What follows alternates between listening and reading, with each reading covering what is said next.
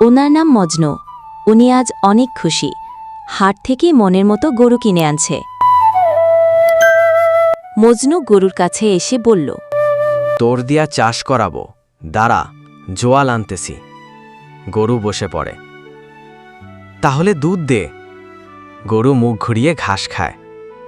ডাকাত তো দূরের কথা, বিড়াল আইলে তুই পালাস। পাঁচটিয়া বিড়াল গেলে গরু ভয় পেয়ে দৌড় দেয়। পরের দিন বিচার সভা। চানমিয়া আমারে ধোকা দিছে। গরু কিনে আনছি, দুধ পামু, চাষ হইব, ডাকাত তাড়াইব, কিন্তু এইটা খালি খায় আর ঘুমায়। এই যে চানমিয়া, আপনি কি সত্যি এসব কথা বলেছেন? আমি বলেছি স্বপ্নে গরু এগুলা করে, উনি বাস্তবে বুঝেছেন। মুসলিম কাকা সবার উদ্দেশ্যে বলল, দেখো ভাইরা, বাড়িয়ে বলা আর মিথ্যে বলা এক জিনিস নয়। চালাকি করে কয়দিন, শেষমেশ ধরা খাইতে হয়।